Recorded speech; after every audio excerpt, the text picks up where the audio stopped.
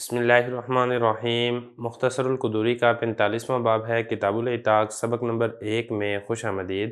آج کے سبق کے اندر ہم آزادی کی شرط پڑھیں گے۔ عبارت دیکھ لیں۔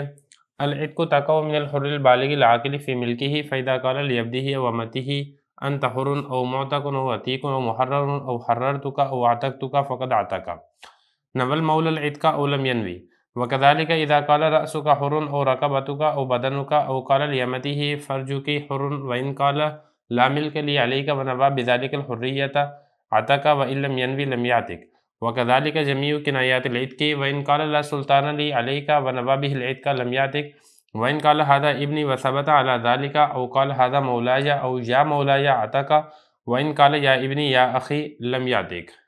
ترجمہ دیکھ لیں۔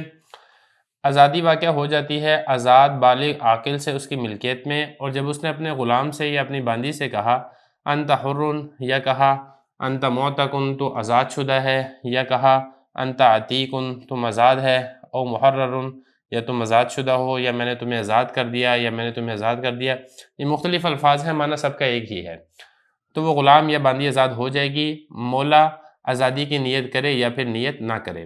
اور اسی طرح اگر اس نے کہا تمہارا سر آزاد ہے، یا تمہاری گردن آزاد ہے، یا تمہارا بدن آزاد ہے، اور اگر اس نے اپنی باندی سے یہ کہا تمہاری فرج آزاد ہے، اور اگر اس نے یہ کہا لا ملک لی علیک، میرے لیے کوئی ملکیت نہیں ہے تم پر، اور نیت کرتا ہے اس سے آزادی کی، تو آزاد ہو جائے گا، اور اگر نیت نہیں کرے گا تو آزاد نہیں ہوگا۔ اسی طرح حکم ہوگا عتق کے تمام کنائی الفاظ کا، اور اگر اس نے یہ کہا لا سلطان لی علیک، میرے لیے کوئی دلیل نہیں ہے تمہارے خلاف، اور نیت کرتے اس سے آزادی کی، تو آزاد نہیں ہوگا۔ اور اگر اس نے یہ کہا ہادہ ابنی، یہ میرا بھائی ہے، اور اس کو ثابت بھی کر دیا، یا اس نے یہ کہا ہادہ مولا، یا پھر یہ کہا یا مولا، تو آزاد ہو جائے گا۔ اور اگر اس نے یہ کہا یا ابنی، اے میرے بیٹے، یا پھر یہ کہا اے میرے بھائی، تو آزاد نہیں ہوگا۔ کتاب النفقات مکمل ہو چکا ہے، یہاں سے کتاب العتاق شروع ہو رہا ہے۔ دونوں کے درمیان مناسبت احیاء یعنی زندہ کرنے کے اعتبار سے ہے۔ دیکھیں جو کفر ہے یہ حکماً موت ہے، کیونکہ قرآن مجید کے اندر ارشاد ہے او من کان میتا فاحییناہ، بھلا وہ شخص جو مردہ تھا ہم نے اس کو زندہ کیا۔ اور یہ غلامی یہ کفر کا اثر ہے، اور غلامی کو دور کرنا ایک طرح سے زندہ کرنا اور زندگی بخشنا ہے، اور کتاب النفقات خرچے دینے میں بھی ایک طرح سے زندگی بخشنا اور عطا کرنا ہوتا ہے۔ تو زندگی بخشنے کے اعتبار سے، زندگی دینے کے اعتبار سے، احیاء کے اعتبار سے یہ مفہوم ایسا ہے جس میں دونوں برابر ہیں، کتاب النفقات بھی اور کتاب العتاق بھی۔ یہی وجہ ہے کہ کتاب النفقات کے فوراً بعد حضرت نے کتاب العتاق کو شروع کیا ہے۔ اگلی بات کر لیتے ہیں کہ اس کی لغوی تحقیق کی۔ دیکھیں یہ جو عتاق ہے یہ عین کے فتح کے ساتھ بھی ہے، عتاق بھی اس کو پڑھ سکتے ہیں، اور اس کو عین کے کسرہ کے ساتھ بھی پڑھ سکتے ہیں، عتاق بھی پڑھ سکتے ہیں۔ عتاق پڑھیں یا آپ اس کو عتاق پڑھیں، اگر تو آپ اس کے اوپر فتح پڑھیں گے تو اس کا مطلب ہوگا آزاد کرنا، اور اگر آپ اس کو عتاق پڑھیں گے یعنی عین پر کسرہ پڑھیں گے تو اس صورت میں یہ اسم مصدر ہوگا اور اس کا معنی ہوگا آزادی۔ بہرحال دونوں کا معنی ایک ہی ہے۔ اور دوسرے نمبر پہ بات کر لیتے ہیں اس کی اصطلاحی تعریف کی۔ اصطلاحی تعریف شریعت میں عتق اس قوت کو کہتے ہیں جس کی وجہ سے انسان شہادت ولایت اور قضاء کا اہل ہو جاتا ہے۔ پہلا مسئلہ دیکھیں، حضرت فرما رہے ہیں کہ آزادی واقع ہوتی ہے آزاد سے، بالغ سے، عاقل سے اس کی ملکیت میں۔ 4 شرطیں ہیں، جب یہ 4 شرطیں پائی جائیں گی تو پھر غلام یا باندی آزاد ہوگا۔ پہلی شرط یہ ہے کہ جو آزاد کرنے والا ہے وہ خود آزاد ہو۔ اگر آزاد کرنے والا آزاد نہیں بلکہ غلام ہے تو پھر وہ آگے کسی اور کو آزاد نہیں کر سکتا ہے۔ دوسری شرط یہ ہے کہ آزاد کرنے والا بالغ ہو، نابالغ کو یہ اختیار نہیں ہے کہ وہ غلام کو آزاد کرے۔ تیسری شرط اس کے اندر یہ ہے کہ آزاد کرنے والا عاقل ہو یعنی پاگل نہ ہو، اگر وہ مجنون ہے، پاگل ہے تو پھر ایسا شخص بھی آزاد کرنے کا اہل نہیں ہے۔ چوتھی شرط یہ ہے کہ غلام آزاد کرنے والے کی ملکیت کے اندر ہو، اگر غلام آزاد کرنے والے کی ملکیت میں نہیں ہے تب بھی وہ غلام آزاد نہیں ہو سکتا ہے۔ تو یہ فرما رہے ہیں کہ آزادی واقع ہوتی ہے حر آزاد سے، پہلی شرط۔ نمبر 2 بالغ سے، بالغ دوسری شرط۔ نمبر 3 عاقل سے، 3 شرطیں۔ نمبر 4 فیمیل کی ہی اس کی ملکیت میں ہو، یعنی وہ غلام یا باندی جس کو وہ آزاد کر رہا ہے آزاد کرنے والے کی ملکیت میں ہوگا تو آزادی واقع ہوگی، اگر ملکیت میں نہیں ہے تو آزادی واقع بھی نہیں ہوگی۔ فَإِذَا قَالَ لِعَبْدِهِ أَوْ أَمَتِهِ أَنْتَ حُرٌ، آزاد کرنے کے لیے بھی دو قسم کے الفاظ استعمال ہوتے ہیں، ایک قسم کے الفاظ صریح ہوتے ہیں، دوسری قسم کے الفاظ کنائی ہوتے ہیں، جس طرح کے طلاق کے اندر دو قسم کے الفاظ ہوتے ہیں۔ صریح کا حکم بالکل ایسے ہی ہے جیسا کہ طلاق والے صریح الفاظ کا حکم ہے، یعنی آزاد کرنے والے نے اگر صریح لفظ استعمال کیا ہے تو پھر آزادی واقع ہو جائے گی، چاہے آزاد کرنے والے نے آزادی کی نیت کی ہو یا پھر نیت نہ کی ہو۔ اور جو دوسری قسم کے الفاظ ہیں یعنی کنائی الفاظ، اس کا حکم بھی بالکل طلاق والے کنائی الفاظ کے حکم کی طرح ہے، یعنی آزاد کرنے والا اگر کنائی لفظ سے آزادی کی نیت کرے گا تو آزادی واقع ہوگی، اگر نیت نہیں کرے گا تو آزادی واقع نہیں ہوگی۔ پہلے حضرت وہ الفاظ لے کر آئے ہیں جو کہ صریح الفاظ ہیں، ایسے الفاظ سے بغیر نیت بھی آزادی واقع ہو جاتی ہے۔ وہ کون کون سے الفاظ ہیں؟ پہلا لفظ ہے حر۔ اگر کسی نے اپنے غلام کو کہہ دیا انت حر، یا اپنی باندی کو کہہ دیا انت حرۃ، تو اس صورت کے اندر آزادی واقع ہو جائے گی، اگرچہ آزاد کرنے والے نے آزادی کی نیت نہ کی ہو۔ دوسرا لفظ ہے معتقن، یہ اسم مفعول کا صیغہ ہے اور اس کا معنی ہے آزاد کیا ہوا۔ تیسرا لفظ ہے عتیقن، یہ صفت مشبہ کا صیغہ ہے اور یہاں پر بھی یہ اسم مفعول کے معنی میں استعمال ہو رہا ہے۔ چوتھا لفظ ہے محرر، آزاد کیا ہوا، اس کا معنی بھی یہی ہے، یا کہتا ہے حررتک، فعل لے کر آتا ہے، یا پھر کہتا ہے اعتقتک، یہاں پر بھی فعل لے کر آتا ہے۔ تو یہ وہ الفاظ ہیں جو کہ صریح الفاظ ہیں، ان الفاظ سے بغیر نیت بھی عتق یعنی آزادی واقع ہو جاتی ہے۔ دیکھیں یہ فرما رہے ہیں کہ جب اس نے اپنے غلام سے کہا یا اپنی لونڈی سے کہا، باندی سے کہا انت حرن کہتا ہے، یہ کہتا ہے انت معتقن، یہ کہتا ہے انت عتیقن، یہ کہتا ہے انت محرر، یا پھر یہ کہتا ہے حررتک، یہ کہتا ہے اعتقتک فقد اعتق، تو غلام آزاد ہو جائے گا۔ نول مولا العتق، چاہے مولا یعنی آقا آزادی کی نیت کرے، اولم ینوی، یا پھر مولا یعنی آقا آزادی کی نیت نہ کرے، دونوں صورتوں کے اندر بہرحال آزادی واقع ہو جائے گی۔ وَكَذَلِكَ إِذَا قَالَ رَأْسُكَ حُرٌّ، مسئلہ یہاں پر یہ ہے کہ اگر اس نے غلام کی آزادی کے لیے ایسا لفظ بولا ہے جس سے پورے بدن کو تعبیر کیا جاتا ہے، تو پھر اس صورت کے اندر بھی غلام اور باندی آزاد ہو جائے گی۔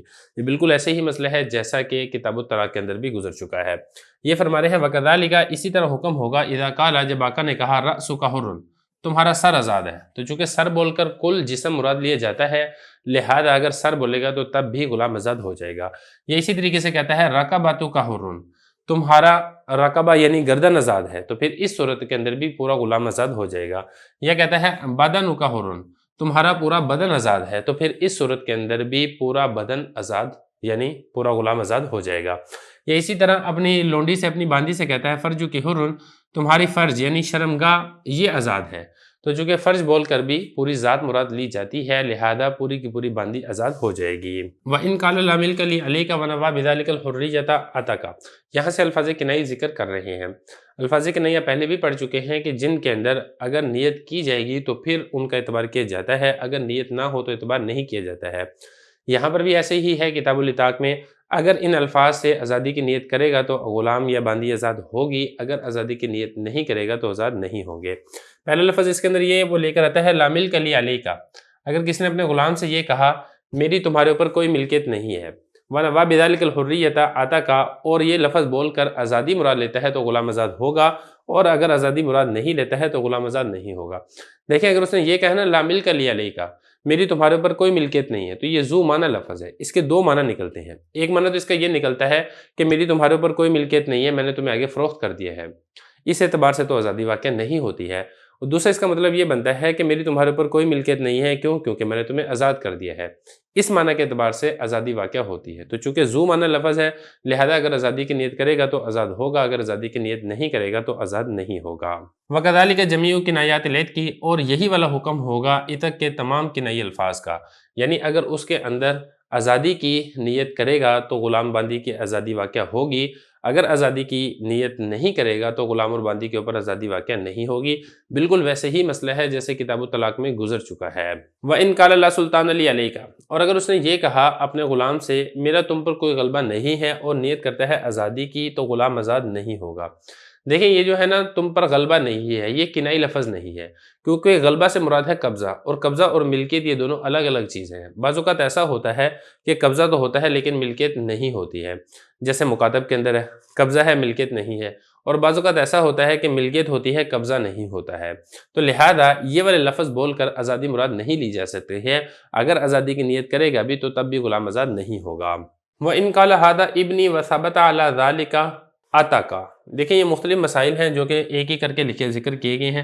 پہلا مسئلہ یہاں پر یہ ہے، اگر اس نے اپنے غلام سے یہ کہا ہادہ ابنی وثبت علی ذالک اور اس کو ثابت کر دیا، مطلب دو گواہ پیش کر دیے جن دو گواہوں نے آ کر گواہی دی کہ یہ والا لڑکا واقعی اس باپ کا بیٹا ہے، تو پھر کیا ہوگا؟ آتا کا تو یہ لڑکا آزاد ہو جائے گا۔ دیکھیں آقا سے غلام کی عمر اتنی کم ہے کہ اس جیسا غلام اس آقا کا بیٹا بن سکتا ہے، اور غلام کا نسب بھی مشہور نہیں ہے۔ ایسے لڑکے کے بارے میں، ایسے غلام کے بارے میں آقا نے یہ کہہ دیا کہ یہ میرا بیٹا ہے، اور یہ والی بات وہ مذاق میں نہیں کہہ رہا ہے بلکہ حقیقت میں کہہ رہا ہے، تو اس سے غلام آزاد ہو جائے گا، کیونکہ جب اس نے آقا نے یہ والی بات ثابت کر دی ہے، اس غلام کا نسب جب آقا سے ثابت ہوگا تو یہ والا غلام اس آقا کا بیٹا بن جائے گا۔ اور اصولہ پڑھ چکے ہیں، من ملک ذی رحم محرم منہ اوتی کا، جو شخص اپنے ذی رحم محرم کا مالک بن جاتا ہے تو وہ اس پر آزاد ہو جاتا ہے، لہذا اس غلام کی آزادی واقع ہو جائے گی۔ تو یہ فرمایا کہ اگر اس نے یہ کہا ہذا ابنی، یہ میرا بیٹا ہے، اور اس بات کو ثابت بھی کر دیتا ہے تو پھر کیا ہے؟ یہ غلام آزاد ہو جائے گا۔ اور اگر وہ اپنے غلام سے یہ کہتا ہے ہذا مولایا، یا پھر یہ کہتا ہے یا مولایا، تو پھر اس صورت میں بھی آزادی واقع ہو جائے گی۔ دیکھیں جو لفظ مولا ہے اس کے دو معنی ہوتے ہیں، ایک اس کا معنی ہوتا ہے آقا، اور دوسرا اس کا معنی ہوتا ہے آزاد کردہ غلام۔ اب جب یہ غلام ہے، واضح ہے یہ تو آقا نہیں ہے، تو لہذا دوسرا معنی ہی متعین ہوگا، یعنی آزاد کردہ غلام۔ تو جب یہ آزاد کردہ غلام والا معنی متعین ہو چکا ہے، لہذا ان الفاظ کے بولنے سے غلام کے اوپر آزادی واقع ہو جائے گی، چاہے وہ آزادی کی نیت کرے یا پھر آزادی کی نیت نہ کرے۔ اور اگر اس نے یہ کہا یا ابنی، اے میرے بیٹے، یا پھر یہ کہا یا آخی، اے میرے بھائی، تو پھر اس صورت میں آزادی واقع نہیں ہوگی، کیونکہ یہ والے جو الفاظ ہیں میرا بیٹا، میرا بھائی، یہ پیار کے لیے، احترام کے لیے استعمال کیے جاتے ہیں، لہذا ان الفاظ سے آزادی واقع نہیں ہوگی۔